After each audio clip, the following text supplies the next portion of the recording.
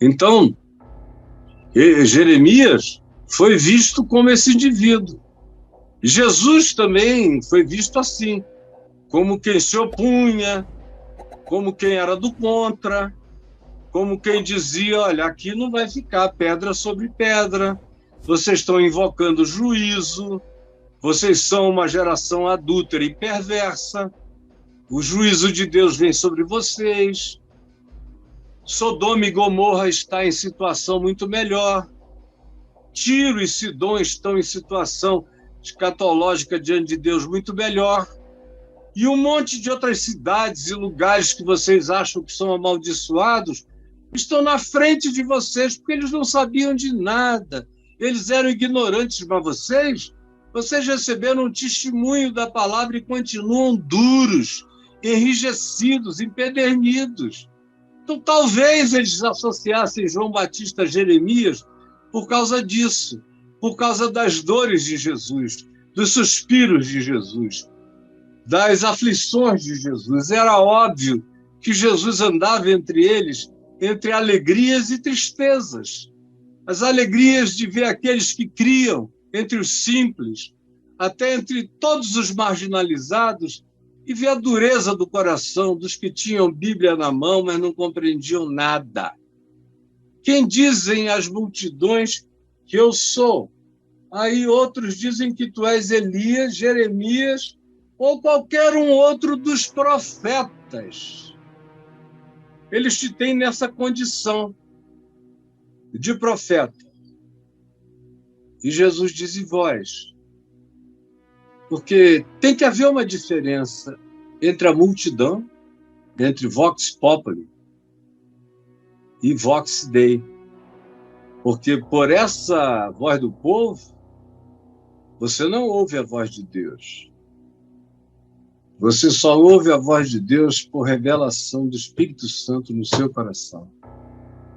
Então Pedro, tomando a palavra, disse: tu és o Cristo, o Filho do Deus vivente. E Jesus disse: agora sim, bem-aventurado tu és, porque não foi carne, não foi sangue, não foi cerebração, catequese, teologia, doutrinação, confissões de fé, credos ou academia que te revelaram esta coisa. Nem tampouco uma elucubração filosófica, mas veio do meu Pai que está nos céus, para o teu coração.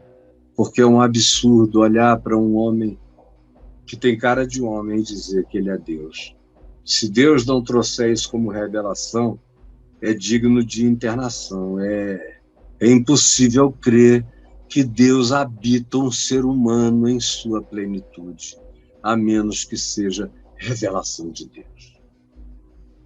E as perguntas que eu ouço aqui dos crentes não são perguntas de crentes, de discípulos. Geralmente são as perguntas do povo, são as questões de Vox Populi.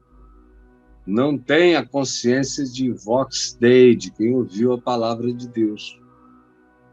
E eu queria apenas, para fechar, porque eu quero ter mais tempo hoje do que o normal, dizer a você que a maioria dos cristãos ainda estão em situação semelhante. Não é mais dizendo que Jesus é um profeta, embora haja aqueles que pensem assim também. Tem gente que pensa o que a gente não pode nem imaginar. Mas a grande maioria diz que ele é o Filho de Deus, mas e daí? Não assimilaram, porque no dia que assimilarem isto, vão buscar cada vez mais essa imagem, essa semelhança, essa manifestação, essa imitação que se exercita para se transformar em mente, em sinapse e em atitude e em comportamento. Porque andar com Jesus é algo que se aprende. Por isso é que ele disse: segue-me. É um dia depois do outro, mas já sabendo quem ele é. Tu és o Filho de Deus.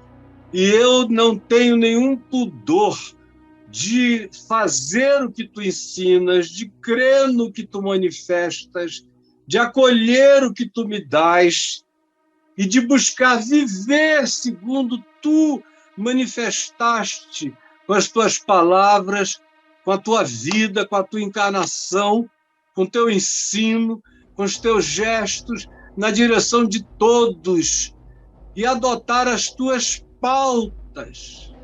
São as pautas de o Senhor Deus me enviou para evangelizar os pobres, para abrir os olhos aos que não veem, para desentupir os ouvidos dos que não escutam, não discernem, para libertar os que estão agrilhoados e não podem viver uma vida humana digna, libertar de todo tipo de aprisionamento, de condicionamento, de grilhão, de cadeia, de prisão, de todos os níveis e dimensões, e anunciar que chegou o ano aceitável do Senhor.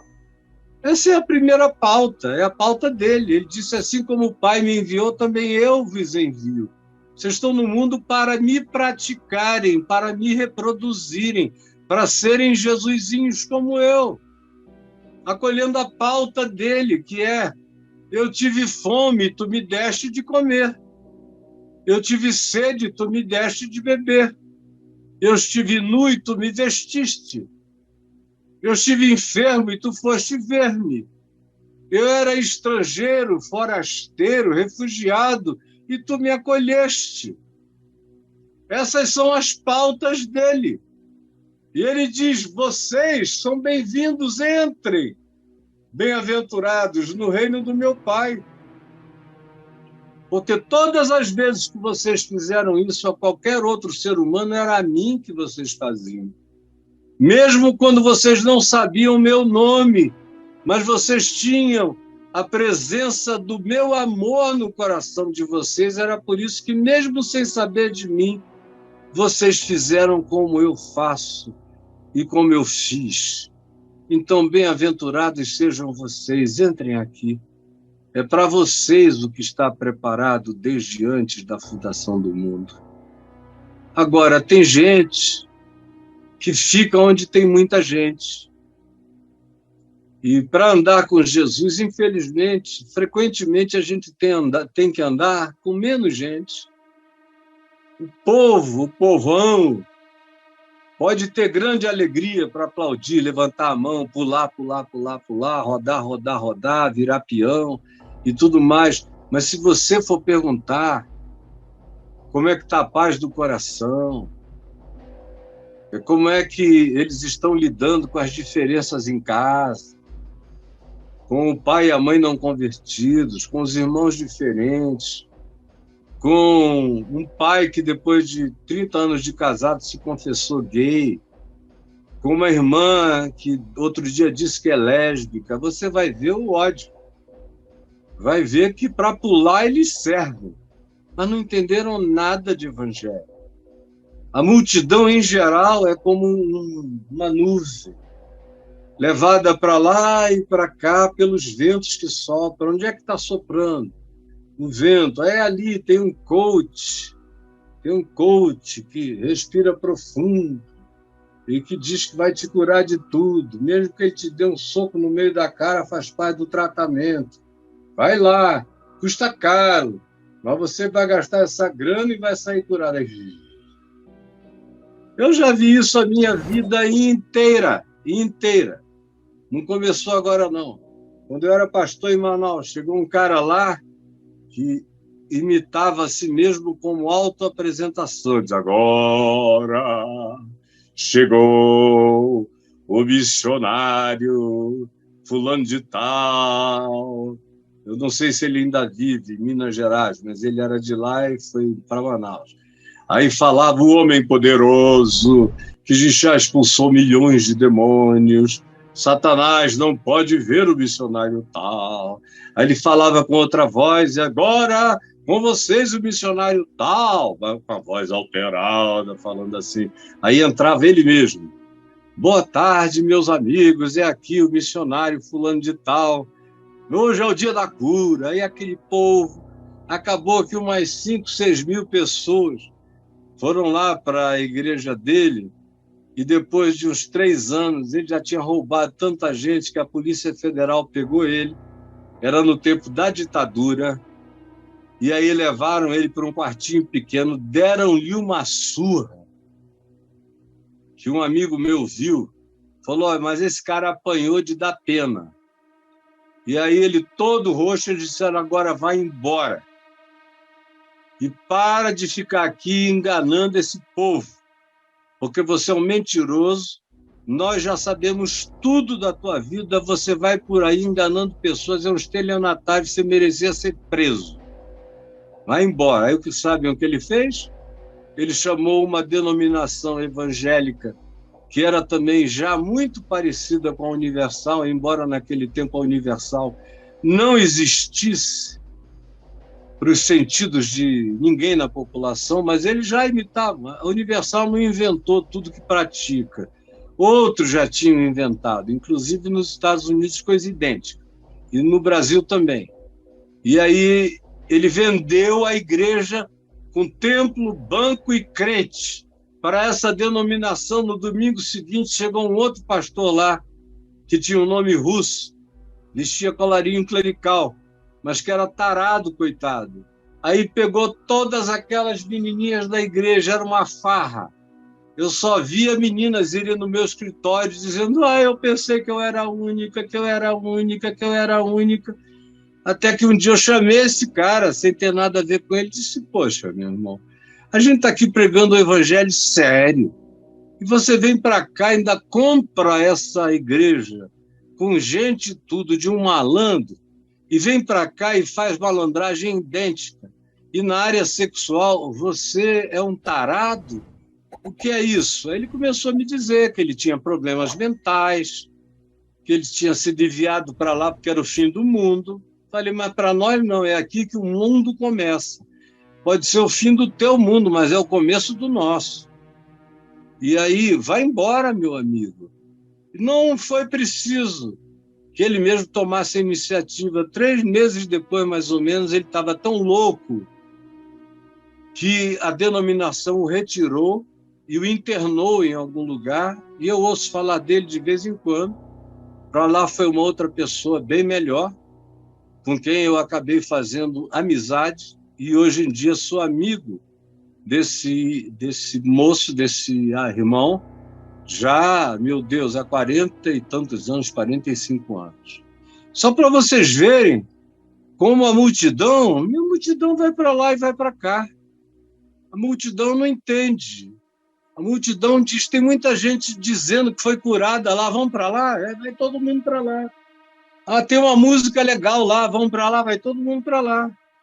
Tem um ambiente assim de luz escura, meio negra, tem um som legal, tem um pessoal que fala assim, como se fosse gente mais liberal, mas não são liberais, são mais duros do que os fariseus, mas tem aquele papo assim de leveza, mas é tudo mentira. Vamos para lá, aí vai todo mundo para lá. Aí começam a se traumatizar lá, vão procurar outro lugar de trauma. Mas Jesus mesmo, eles nunca conhecem o evangelho puro e simples, entrar pela porta estreita, andar no caminho estreito, não querem. Eles querem muita gente e porta larga.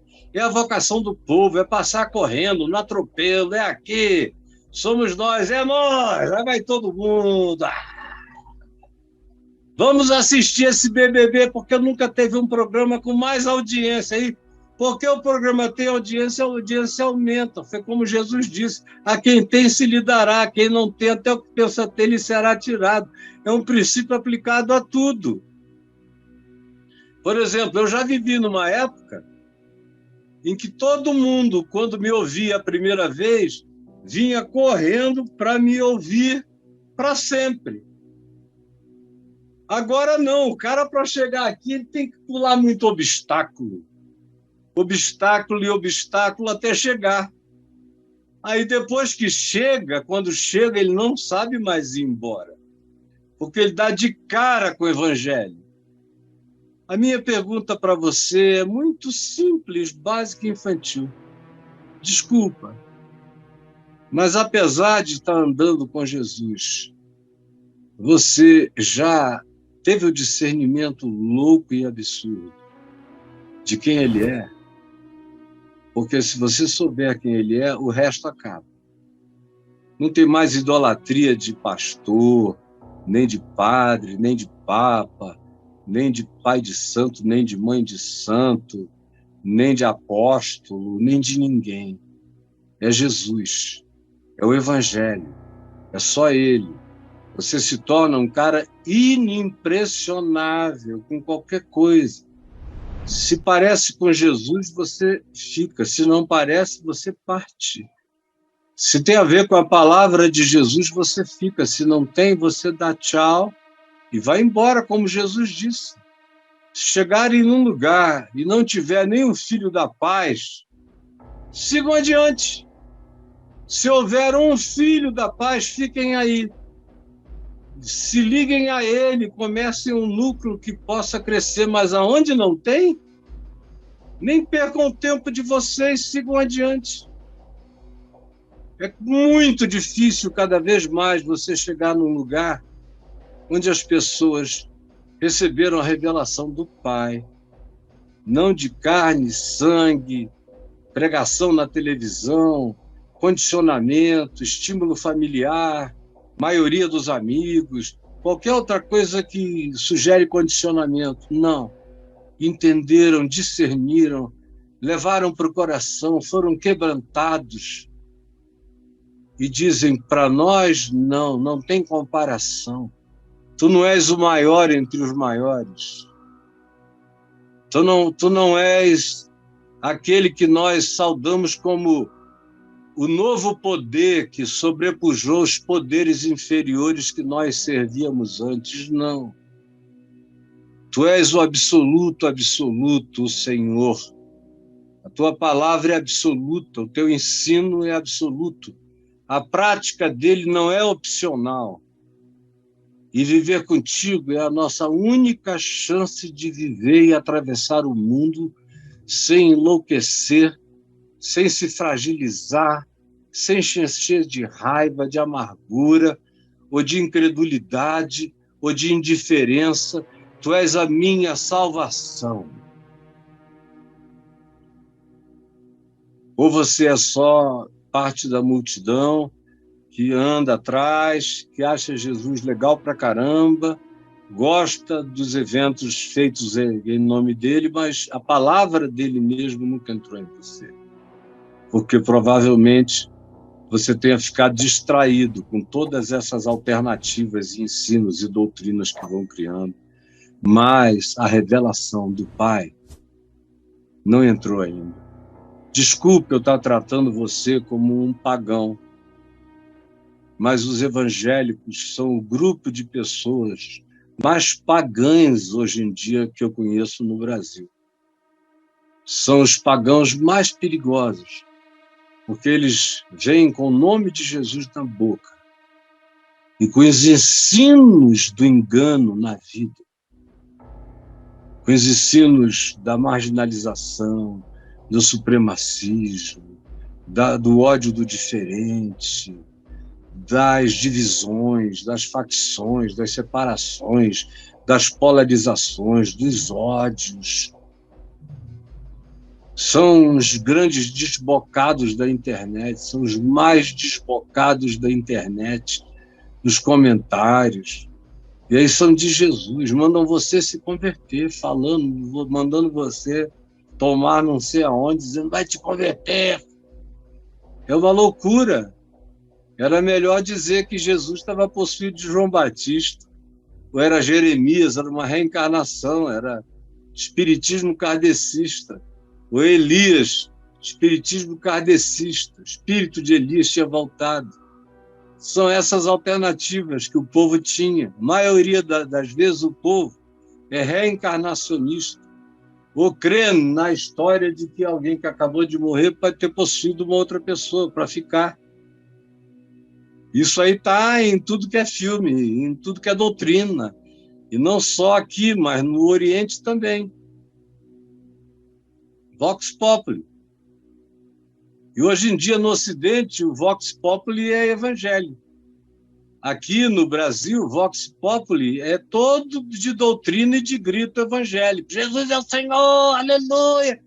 Mas vai perguntar, e o que é que você de fato já entendeu de Jesus? Teus pecados estão perdoados? Você está em paz com Deus, não importa o que aconteça? Se você amanhã descobrir que tropeçou em alguma coisa, você vai se levantar em paz ou você vai ter que cumprir uma longa e às vezes eterna quarentena de autopunição, de dor, de automolestamento? Você crê que já não há mais nenhuma condenação para quem está em Cristo Jesus? Você crê que Jesus é o que de Deus se pode conhecer entre os homens? É a encarnação, é a expressão exata de Deus, que nele habitam todos os tesouros da sabedoria e do conhecimento, e que quem vai entrando e mergulhando nas águas do Evangelho vai aprendendo vida mental em abundância, emocional em abundância, psicológica em abundância, espiritual em abundância, aprende a ser em abundância, em graça, cresce em estatura e em graça diante de Deus dos homens. É assim que o Evangelho faz todo dia. A gente nunca é o mesmo no dia seguinte, a gente cresceu, a gente aumentou, a gente melhorou, a gente se dilatou, a gente está indo na direção da eternidade, e a paz de Deus que excede a todo entendimento é o diapasão das nossas decisões, é o árbitro no nosso coração, e é o discernimento de como Deus é e de como Ele ensina a viver, está claro em Jesus. Eu não preciso consultar mais ninguém. Eu leio por interesse, por curiosidade, por cultura, por causa dos outros, e porque eu também aprendo coisas que têm a ver com o Evangelho, mesmo nos escritos daqueles que nem sabem que estão proclamando um princípio do Evangelho, porque o Evangelho também está na boca de um monte de gente que fala algumas coisas, mesmo no meio de uma totalidade de coisas que são meio tolas, mas aqui e ali aparece algo que quem discerne o Evangelho diz, ele não sabe, mas foi o Evangelho que ele acabou de dizer. E tudo que é livro que eu já li na vida, e os documentários que eu vejo por dia, muitos deles, às vezes 8, 10 num dia, só sofisticados, aulas de faculdades do exterior, dos Estados Unidos, da Inglaterra, ensinos legais, mas não é para acrescentar nada a Jesus, é para eu me atualizar com o planeta, com o que está aqui, e aprendo um monte de coisas científicas que são muito coerentes com o que Jesus ensinou como princípios da vida também. Mas me diga, você é do Vox Populi ou você é do Vox Dei? Pense no seu coração. Você está aí com a maioria ou você tem a coragem de andar com uma minoria que é fiel ao Evangelho e que não precisa de muita gente aplaudindo para seguir firme, andando naquilo que crê para o resto da vida? Pense nisso. Essa é a importância de saber o que o povo pensa sobre Jesus. Porque uma coisa é o que o povo diz, outra coisa é o que o Evangelho diz. Porque Vox Populi nem sempre, ou quase nunca, é Vox Dei. Mas no Evangelho, a voz é de Deus, e Vox Dei no Evangelho se levanta contra a opinião do mundo inteiro. O mundo todo vos odiará, mas não tenham medo. Vocês estão andando em Vox Dei, na palavra de Deus. Jesus. Eu peço que essa palavra singela, primária, básica, simples, como eu não conseguiria fazer ficar mais simples, tenha chegado ao coração de todos os que precisavam entender e todos os que puderam entender pela iluminação do teu Espírito. E que tenha surgido esse eureka da revelação no coração de um monte de gente agora e naqueles milhares e milhares que terão acesso depois, que aonde essa palavra chegue, a semente da eternidade brote no coração humano. É o que eu te peço, em nome de Jesus. Amém e amém.